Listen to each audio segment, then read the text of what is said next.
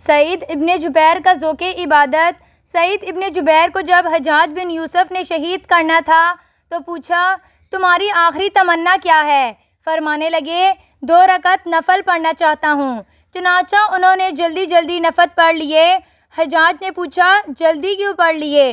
فرمایا، جی تو چاہتا تھا کہ لمبا قیام کروں، مگر دل میں خیال آیا کہ تو یہ سوچے گا کہ موت کے ڈر کی وجہ سے نماز لمبی کر لی، اس لیے میں نے جلدی نماز پڑھ لی۔ اب ذرا سوچئے، ادھر جلاد ان کا سر قلم کرنے کو تیار ہے اور ادھر ان کی حالت یہ ہے کہ جی تو چاہتا تھا کہ 2 رکعت لمبی پڑھ لیتا۔ اس کی کیا وجہ تھی؟ ان کو اللہ تعالیٰ نے نماز کے اندر لطف عطا فرما دیا تھا۔ ان کے لیے راتوں کو جاگنا کوئی مشکل نہیں تھا۔ باوضو زندگی گزارنے کی تڑپ، اسی طرح باوضو زندگی گزارنے کی تمنا ہوتی تھی۔ چنانچہ مجھے حضرت مجدد الف ثانی کی اولاد میں سے ایک صاحب کے گھر جانے کا موقع ملا۔ ان کے بچے گھر کے گراؤنڈ میں فٹ بال کھیل رہے تھے۔ نئی آبادی تھی، مسجد قریب نہیں تھی، اس لیے گھر میں ہی جماعت سے نماز ادا کرنا پڑتی تھی۔ جب ہم نے مغرب کی نماز ادا کرنے کے لیے اذان دی اور صفیں بنانے شروع کی تو ہم نے دیکھا کہ وہ بچے جو فٹ بال کھیل رہے تھے، چھوٹے بڑے سارے ہی آئے اور آ کر صف باندھ کر کھڑے ہو گئے۔ میں نے صاحب خانہ سے پوچھا، ان بچوں نے وضو نہیں کرنا؟ انہوں نے کہا، وضو کیا ہوا ہے۔ اس عاجز نے سمجھا کہ شاید انہوں نے سوچا ہوگا کہ مہمان آیا ہوا ہے، نماز تو پڑھنی ہی ہے، اس لیے ہم پہلے سے وضو کر کے کھیلتے ہیں۔ لیکن نماز پڑھنے کے بعد صاحب خانہ نے بتایا، ہمارے خاندان میں اوپر مشاہد سے یہ عمل چلتا آ رہا ہے کہ کوئی بچہ بھی جب 4-5 سال کی عمر سے بڑا ہو جاتا ہے تو ہم اس کو ہر وقت باوضو رہنے کی تلقین کرتے ہیں۔ ہمارے گھر میں آپ کسی بندے کو بھی جاگتے ہوئے ہوش کی حالت میں بے وضو نہیں دیکھیں گے۔ آج کے دور میں بھی ایسے لوگ ہیں کہ جن کو باوضو زندگی گزارنے کی تڑپ اور تمنا ہوتی ہے۔ کما تعیشون تموتون، تم جس حال میں زندگی گزارو گے تم اسی حال میں موت آئے گی۔ باوضو زندگی گزارنے والوں کو اللہ تعالیٰ باوضو موت عطا فرمائیں گے انشاءاللہ۔ ایک باندی کا ذوق عبادت۔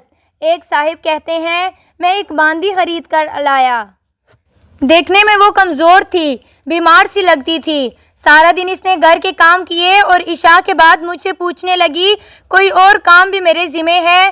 میں نے کہا، جاؤ آرام کر لو۔ اس نے وضو کیا اور مصلی پر بیٹھ گئی اور مصلی پر آ کر اس نے نفلیں پڑھنا شروع کر دی۔ کہنے لگے، میں سو گیا۔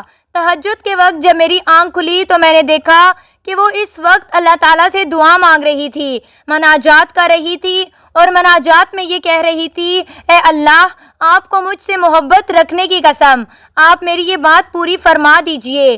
وہ کہتے ہیں، جب میں نے یہ سنا کہ اے اللہ، آپ کو مجھ سے محبت رکھنے کی قسم، تو میں نے اس کو ٹوکا اور کہا، اے لڑکی، یہ نہ کہہ کہ اے اللہ، آپ کو مجھ سے محبت رکھنے کی قسم، بلکہ یوں کہہ کہ اے اللہ، مجھے آپ سے محبت رکھنے کی قسم۔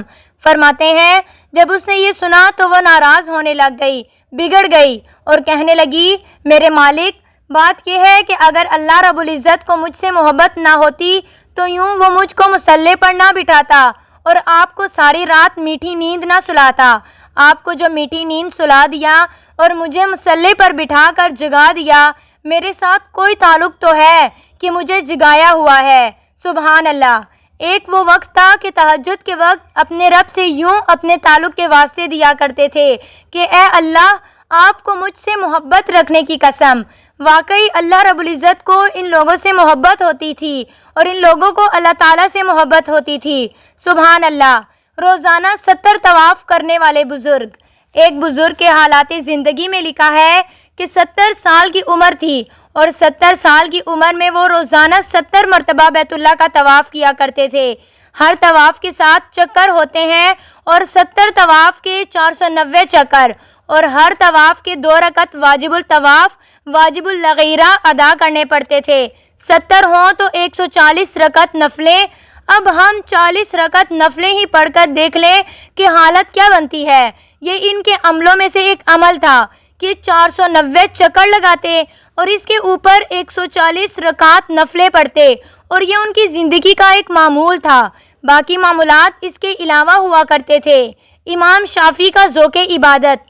امام شافعی رحمۃ اللہ علیہ فرماتے ہیں میں مکہ مکرمہ سے مدینہ طیبہ گیا، مجھے جاتے ہوئے سواری کے اوپر 16 دن لگ گئے اور 16 دنوں میں میرے 14 قرآن مجید مکمل ہوئے۔ ان کو کیوں اتنا عبادت کا شوق تھا؟ آپ کو پھل کھانے کا شوق ہے، جوس پینے کا شوق ہے اور آئس کریم کھانے کا شوق ہے، اسی طرح ان حضرات کو بھی عبادت کا شوق ہوتا تھا۔ آپ کو مختلف کھانے کھا کر مزہ آتا ہے، ان کو مختلف عبادت کر کے مزہ آتا تھا۔ ایک انمول تمنا۔ ایک بزرگ سے موت کے قریب پوچھا گیا آپ کی زندگی کی کوئی ایک آخری تمنا ہے تو بتائیں۔ فرمانے لگے میرے دل میں ایک ہی تمنا ہے کہ ایک لمبی سردیوں کی رات ہوتی جسے میں اپنے رب کے حضور اسے منانے میں گزار دیتا۔ سبحان اللہ۔ ایک خاتون کا ذوق عبادت۔ پچھلے دنوں ہمارے ایک دوست کی والدہ فوت ہوئیں۔ ان کی والدہ کی بیعت کا تعلق ایک بزرگ کے ساتھ تھا۔ اپنی وفات سے پہلے انہوں نے اپنے سارے گھر کے بچے بچیوں، مردوں اور عورتوں کو بلایا اور انہیں فرمایا دیکھو میری جب شادی ہوئی اس وقت میری عمر 20 سال تھی اور آج میری عمر 80 سال ہے۔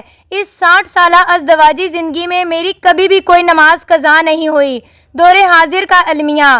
اگر کسی ایسی عورت آج زندگی گزار رہی ہے تو بتائیے وہ عورتیں جو بہانہ کرتی ہیں کہ جی بچوں کی وجہ سے نماز نہیں پڑھ سکتی، لگتا ایسے ہے کہ جتنی نمازیں پڑھنے والی ہوتی ہیں سب کے بچے نہیں ہوتے تھے۔ یہ نہیں آئی ہیں کہ اب ان کو اولاد ملنی شروع ہوئی ہے، پہلے نہیں ہوتی تھی۔ سب بہانے کہ جی مہمان آ گئے تھے، نماز قضا ہو گئی۔ مہمان کی رعایت کرتے ہیں، پروردگار اور رحمان کی رعایت نہیں کرتے۔ آج عبادات کا شوق ختم ہوتا جا رہا ہے اور یہ المیہ ہے اس وقت کا۔ عبادت کا شوق کیسے پیدا ہوتا ہے؟ یہ عبادت کا شوق کیسے آئے گا؟ خربوزے کو دیکھ کر خربوزہ رنگ پکڑتا ہے۔ جو آدمی کپڑے والوں کے پاس بیٹھے گا اسے کپڑے کا کاروبار کرنے کا شوق پیدا ہوتا ہے۔ جو کمپیوٹر والوں کے پاس بیٹھے گا اس کے ذہن میں وہ کام کرنے کا شوق پیدا ہوتا ہے۔ جو آدمی کسی کے پاس بیٹھے گا جو بزنس مین ہو تو اس کے ذہن میں بھی وہی کام کرنے کا شوق پیدا ہوتا ہے۔ اور آدمی شب زندہ دار عبادت گزار لوگوں کی محفل میں بیٹھے گا اس کے دل میں بھی عبادت زیادہ کرنے کا شوق پیدا ہو جاتا ہے۔